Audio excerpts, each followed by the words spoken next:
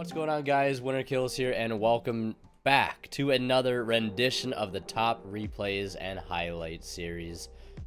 First thing I want to mention, I do have some Twitch clips that I'm going to be posting in the description down below from my live stream that go along with some of these replays you'll be seeing.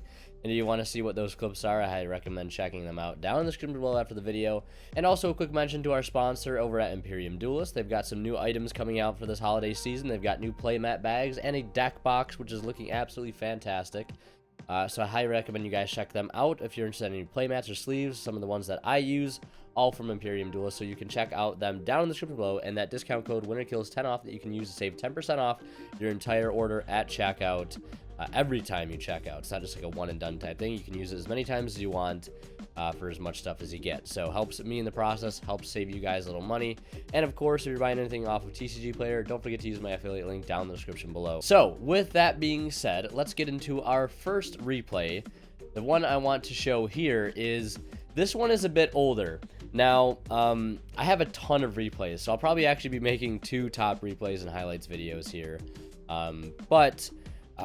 This replay is a replay that I've been meaning to show for a while now, and I just haven't got around to doing it.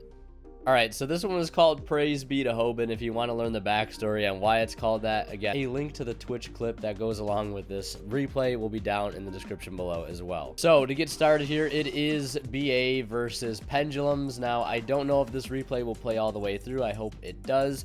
But, as you can see, we get started with a pretty solid opening. Both the Psychic guys, Gallus, the Mathman, and the Glow Bulb, and our opponent is playing a rather interesting build of Pendulums. And hopefully this replay goes through all the way, but getting started here with the Mathman sending the Sabers, basically getting me into Cherubini very easily. Cherubini sending Graph to go to Seer, going through 100%. Going to that crucial Dante, and going into a second Dante here. Now, I'm not playing 2 Dante anymore, but the reason I went into a second Dante was in hopes that I would mill a clutch Block Dragon to search that level 4 monster that I needed to be able to make Nat Beast with in this crucial matchup, where I knew that making a Nat Beast would seal me the game, and thus I'm able to do that here, and I say go end phase Scarm for Tour Guide. Now keep in mind, my current build is much different than the one you're seeing here, but it ends up being game nonetheless. And my reaction to this was absolutely priceless. I had to go through with a double Dante, which I normally wouldn't do, but I had to, because if I didn't see Block Dragon, I knew the game would be over. And if you look at his hand, Servant, Spell Power Mastery, Magic Lab, like, such a fantastic hand. I had to make the Nat Beast, and you can see he concedes immediately after during his turn, knowing that he hasn't had an out for this card, and I can pretty much negate every single card in his hand. You know, no questions about it. So that's that replay, rather quick there. But now I've got some user submitted replays from my Twitch subscribers. Again, if you do subscribe to my Twitch channel, link to my Twitch down below, and you're in the Discord, you gain access to the subscriber only chat channel, and that will also give you access to the replay submission channel, where I'll choose a select few replays from those that submit to be featured in this video. So the first one here is from, I believe his name is Killer Jetstream on Twitch. So appreciate the subscription. Replay here, playing a rather insane build. You guys might see another replay of his in a following top replays and highlights video as well. But an insane build of Yangzing, Metalfoe, Zefra. So getting started here, I'll just let it play out. Starting with a Pendulum summon for 2, not looking too strong overall, but it will allow him to grab him the 9 pillars, and then doing some Metafoe shenanigans to get 9 pillars and counter. Now our opponent looking to be playing a deck called Lunalight. I don't think it's a Lunalight Orcus deck, but synchroing on his opponent's turn now for Baxia, which is a pretty solid card since it spins 2 cards back into the deck. Baxia might be a card that not many people think about as in terms of it being a really good card, but it definitely is. And then his Yangzing cards will be able to trigger the Metafoe's counter, and then just popping off with all sorts of goodness here. Going to Appaloosa and able to shut down the Nibiru just in time.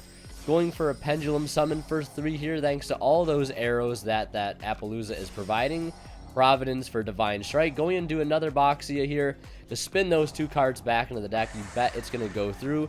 And the Metafoe Silverin being able to pop that counter and do all sorts of shenanigans. Going into Dragon, Immortal of the Tenyi, or the Shaman of the Tenyi. Like, there's just so many things happening here, I just cannot keep up with it. But as you can see, occurring so much advantage. 3 synchros on the board here in 2019, and just swinging in for game, stopping a Nibiru in the process. And even if it wasn't game, he has combination, 9 pillars, and a Divine Strike all ready to be set, and an Appaloosa with 3 counters on it still. Just chilling right now. If he couldn't even go for game if he couldn't, but he definitely was able to. So, that's going to do it for that replay. Pretty insane, to say the least. Alright, so this next replay I want to show you guys is a pretty darn good one here. This is actually from a stream the other day, and this December 9th is the replay date, but this is Block Dragon BA versus Heroes, interestingly enough. So he's going to go first here, and starting off with Ferris into Increase, into Vion. Typical hero plays, dumping the Mally to the grave, and then adding Polymerization here, going into Cross Guy, tributing off to Surge Stratos, normaling the Stratos, and getting a search of, I believe, the Plasma, and then going for the Plasma. So I have to try and out this Plasma the best that I can do. He has Ash Blossom in hand. He's going to go ahead and use the Increase in the Graveyard at the start of the turn when he takes that damage. But luckily, thanks to the Danger Engine, I'm able to get all the way into a BLS link and have a tour guide to follow up for my normal summon in main phase 2. Unfortunately, he has the Ash. Still able to get into Dante, mill a Libic, which gets the Seer onto the field, and then I go into Block Dragon, into Saryuja, and I'm basically able to start my entire combo here in main phase 2, adding back the Seer, summoning the Dante, searching Gigantes and Fossil Dyna, drawing 4 into Sekka's Light and Giant Rex, drawing Hydralander. Such an incredible sequence of cards I'm able to get into, making Ip, and then using Dante to add back the Libic, and special summoning the Fossil Dyna here in main phase 2, figuring maybe I've got it locked out. But he does have Vion, which will allow him to dump Shadow Mist to add that copy of Honest Neos, which will allow him, unfortunately, to get over the Fossil Dyna, because I wasn't able to make a Avermax in time to be able to protect it in the battle phase, unfortunately. I should have put back the Hydralander, since I don't think I was able to make it, so that was a bit of a mistake on my part. Although the Ip is coming in clutch there to be able to make the Nightmare Cerberus, and of course Cerberus is providing protection for both my Saryuja and my Cerberus. And then I'll be able to do some shenanigans here, be able to special summon the Seer through Libic so it doesn't die automatically. Going into Block Dragon, and that clutch Giant Rex recurring itself back to the field. Gonna hit that back row and discard that Phantasme, since it's not doing me too much good right now. Go into Avermax, and he has the Nibiru. That's a 10,500 attack Nibiru token, by the way, but I've got plenty of effects to resolve in the process. Gonna spin that Nibiru back to his deck, summon Block Dragon one more time, and swing for 25, set the graph, and see if he's got a rebuttal. He top decks Dark Ruler no more, and just like that, he passes, and we swing that token to attack mode, and hit him for 10,500 damage, which is more than enough for game at that given point. So now the next replay I want to show you guys here, there's just so many replays here. I'm just gonna start picking from random. Okay, here we go. This is a replay submitted from Larry. This is of course a Twitch subscriber, but this is Striker, Demise Striker versus Mermails. So as you can see, a very, very menacing board to have to play through. And as he flips up that there can be only one, it might start to look a little problematic for Mermails, because that card actually does kind of hurt that deck a bit. But he does have a set Widow Anchor and a Compulse as well on top of a Ray that can tag out at any given moment. But he does have Teus Dragoons, which is a pretty good thing to see. He's still able to normal summon the Prince, but that Compulse will say otherwise. He's going to go into battle phase to try to hit the Ray, and before you can think about it, the Ray has tagged out into Kaina, which will stop the battle phase. Getting started with that multi-roll and into Engage. Going to start gaining some life points. Widow Anchor is going to go ahead and take the Teus, and he's going to go right into battle phase and swing in for 15 and 17, and then use Area 0 to try and clear the Teus to get a Sky Striker card. It will miss, unfortunately. But either way, you're going to link it off into a copy of Nightmare Phoenix to get his Engage and Anchor back. He's going to start with Prince this time. It will go through, sending the infantry to clear that there can be only one. Mind Control taking that Phoenix and going into the end phase just to get some damage in. I don't know if that was the best use of the Mind Control there, but, you know, it got some damage in, I suppose. Area 0 not missing this time, unfortunately, going into Ray. and able to go into Gagari. Phantasme will put in some work here, and end phase Shizuku for another copy of Engage. Now he draws the Gamma Seal for turn, which is going to be able to open things up for him here. Another there can be only one. Now again, if he plays his cards right, it won't affect him too much. So Mulan Glacia is going to come down mid combo here, taking out the 2 cards in his hands, going into Anemone to be able to revive that Prince, clearing the there can be only one, and passing right there. So that Kaiju would have been a bit of a problem if he didn't have a multi-roll and an area 0 on his field. And of course there's the Hercules base, so that's going to go through. Multi-roll clearing the area 0 to get access to Ray, but not too much else he can do there. End phase adding Hornet drones, and he just unfortunately has to leave that Shizuku there. Going into Crystron, Needle Fiber, a little bit of a futuristic take on Mermails. Has to use the Widow Anchor there, but the Phantasme is there to protect, of course. Discarding the gun off the Phantasme, and he's going to try to revive the Teus with it, but Shark Cannon says otherwise, and synchroning into Cyber's Integrator. Not sure why he made this. That's interesting choice. But going into Desert Locust, actually now I think I know why he's done that. Because Desert Locust will allow him to synchro with that Cyber's Integrator into Crystron Rosenix, which will banish all spells and traps in the graveyard, in the opponent's graveyard. Which will completely wipe everything. So that's a bit of an interesting tech card to be played in Mermail post Needle Fiber. Resolving the Moray of Greed, drawing into 2 Phantasme, but it does get him into a Prince, which is good enough. Sending the Marksman, clearing that Hornet drones, and going into Alacia here. Ray will revive itself, and Alacia is going to swing into it before Ray can tag out. Called by the Grave will banish it before it can do anything. Swinging with 16 and 24 will pass it back to the Sky Striker player, and top decking a Lost Wind. It looks like it might be a lost cause at this point. Alacia clearing that field spell and swinging in for 3,300 for game. So a pretty grindy back and forth game there. Interesting take on using Needle Fiber there to bring out Diva to synchro into that Cyber's Integrator to be able to synchro into the Crystron Phoenix. Very interesting. So solid replay there from Larry. Next up, we got another replay here. You're going to see a lot of BA replays probably. This is, I titled the Holy Grind because it is quite the grind. Get started with the most loyal tour guide, going into Rhino Warrior to dump the Graph, to special summon the Seer. I did it a little bit out of order there. I should have sent the Sabers off the Rhino Warrior, but it doesn't really matter too much. And resolving some danger shenanigans here, going all the way into Saryuja. Now, as you can see, my opponent does have a Lancia in his hand, and now he's waiting for the right moment, the opportune moment, to be able to drop this Lancia. He hasn't seen a Block Dragon hit my graveyard yet, so he's holding it for the time being. But once he sees a card that can banish, he's going to go ahead and fire off that Lancia once he sees the Sekka's Light, which will shut off some plays, of course, but I still have some things that I can do, of course. Still spamming the field with a bunch of monsters here, going into IP Masquerena, linking all of that off into Appaloosa, which cannot be destroyed by card effects, which is hopefully going to come in clutch here. I've had to sacrifice a lot of things, but my graveyard is fully loaded for next turn. So now getting started with, of course, some Cyber shenanigans, or Salmon Great shenanigans. He's going to try to go Gazelle here. I have to negate that. He's going to go Spinny to boost. Unfortunately, it doesn't matter if I negate that or not, because if I do, he'll be able to run over the Appaloosa either way. In main phase 2, getting started with some more Salmon Great shenanigans, going into that Mirage Stalio thanks to the Sea Archiver, popping off here, going into Dweller Desires main phase 2 to draw into some more cards. And now I'm under Dweller, but one thing that's really cool about Block Dragon is he doesn't care about Dweller, because his effect to summon himself isn't really an effect, it's a summoning condition. So I'm able to go into BLS Link here. That will clear the Phantasme, allowing me to banish a card in the field. I'll go ahead and get rid of that Sunlight Wolf, run over the Dweller, and normal summon the Fossil Dino, which will do one thing. It will force the battle phase, if anything. So he's going to dump Rage. The Gazelle will have to hit the Fossil Dino, or else he won't be able to continue any plays. Going into another Mirage Stalio, summoning out that Foxy, going into another Sunlight Wolf.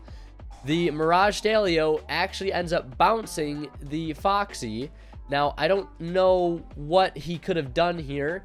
He had to lose his battle phase, so Borreload was not in the realm of possibilities to be able to clear these 2 cards that I have.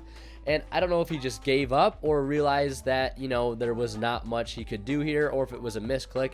bouncing that Foxy back to his hand.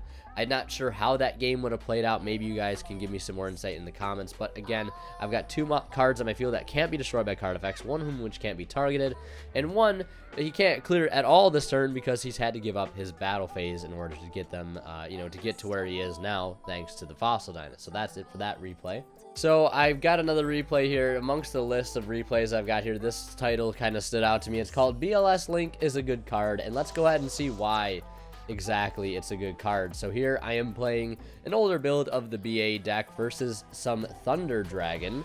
So let's go ahead and see how this plays out. He's going to get started with Battery Man Solar, dumping, I believe, Hawk to the graveyard, and doing just, of course, normal Thunder plays, making a first Colossus, scratch that second Colossus, scratch that third Colossus, scratch that. There's a Titan on board, and now there's also a duo with a Ghost Ogre and a Lure in hand. So pretty stacked for next turn. I get started with the Mathematician. He thinks he's slick, thinking maybe I'm playing Orchest, and that Clutch Ogre might win him the game, but he could not be more incorrect. See, the Power Giant's going to help me continue to combo by dumping that Rhino Warrior to the grave. We're going to use Jackalope here, discarding that Farfa, which is so clutch, getting that Titan off the board. I couldn't care less about the 2 Titans at this given point, or the 2 Colossus, but I mean, I guess it will stop the Block Dragon searches, but again, it's not the end of the day since my Saryuja can still resolve, bringing back the Dante off the Seer, drawing into Sekka's Light, which is so clutch, putting back that Hydra Lantern, which isn't live at the moment, and summoning some more monsters here.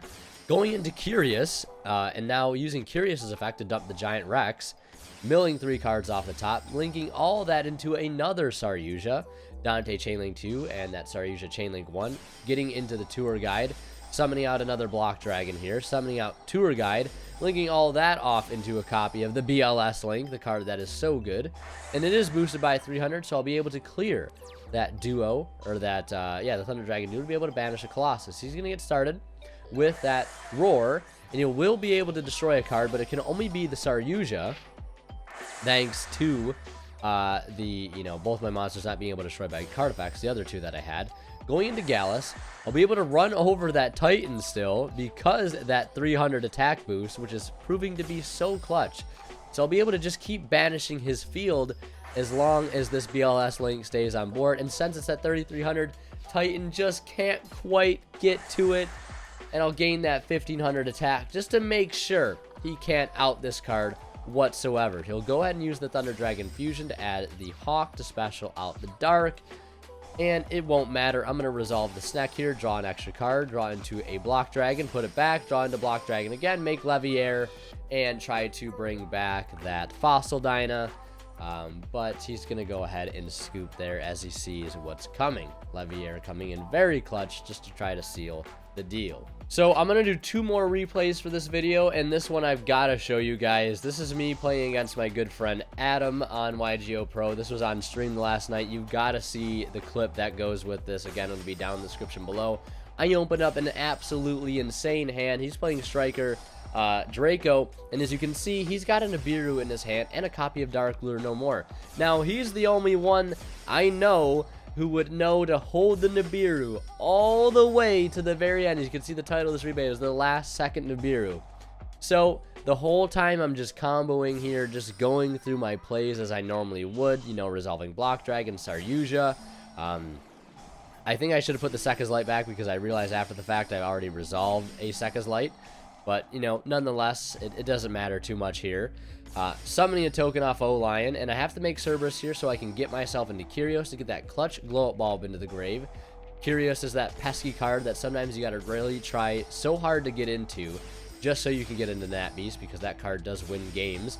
Going into Saryuja now, a second one, rather, and going into the Gallus, using that Tsuchinoka to draw into another card. Going into Leviair here, and going into Dingirsu since I can't get an Avermax, and that last second play to get the Fossil Dyna onto the board to complete it, he goes ahead and activates the Nibiru, and I'll still summon the Fossil Dyna, but I've got a 10,700 attack Nibiru token now that he held till the absolute last moment, and he still had a Dark Lure No More in hand, but I think using the Nibiru first is a much better option since it clears more cards. But I top deck the most loyal Tour Guide, and Tour Guide is a pretty busted card, fair and balanced, at least in this given situation. To top deck it was pretty lucky of me.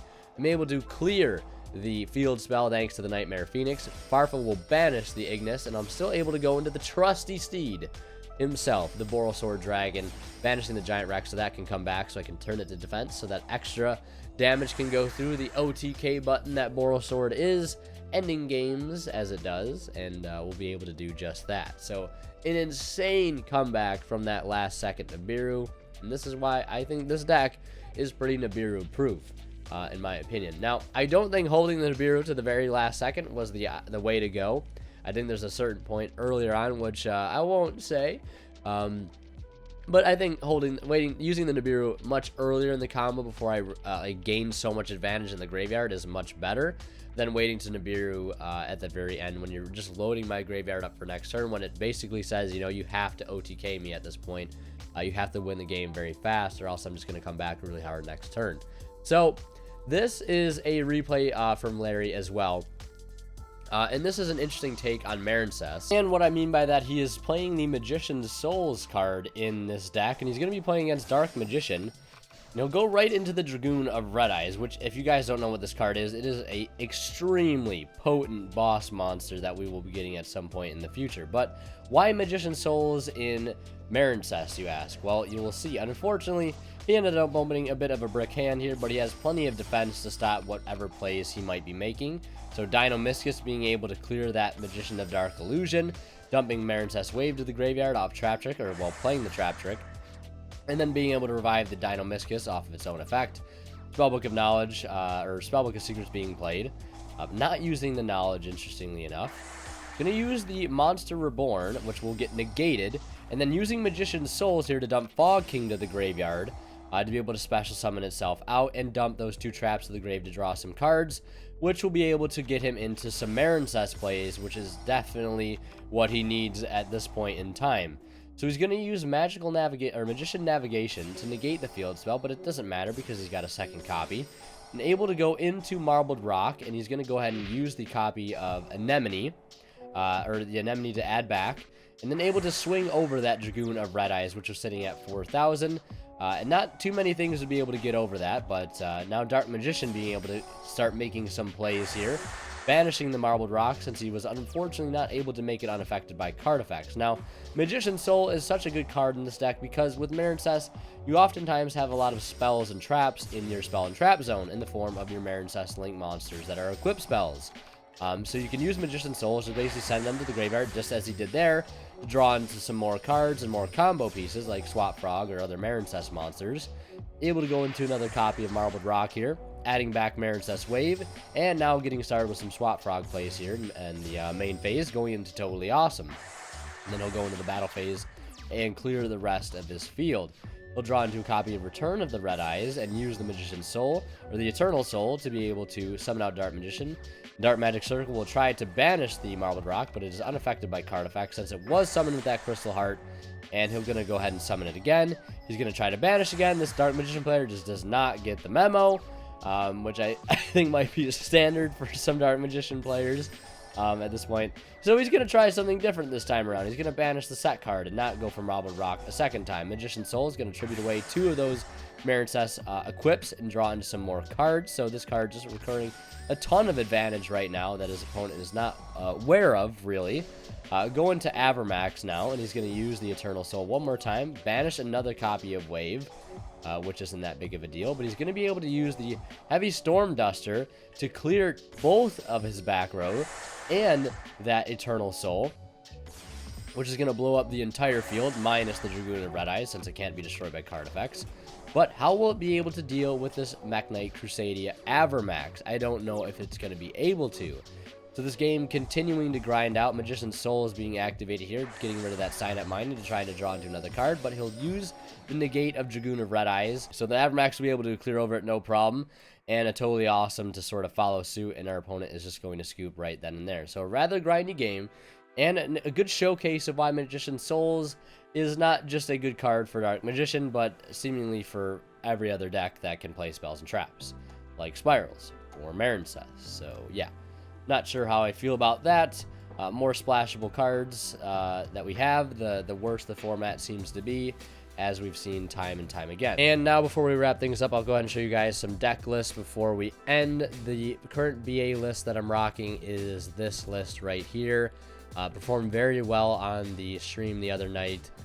So overall, pretty happy with it. The side deck still needs a little bit of work, still undecided on what I want to do with it going forward. Here's my current Mermail list, which again hasn't changed too much since the last profile. Current Orcus list.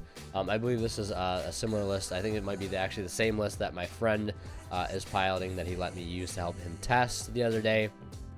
But yeah, BA is like the deck that I'm like focusing in a lot, so I apologize if you guys are going to see a lot of replays in this replays and highlights and the following one of this deck, but having so much fun playing with it. And here's the current list. So yeah, thank you guys so much for watching. Hope you guys enjoyed. Leave a like you did, and as always, when to kill, signing out. We'll see you guys in the next one.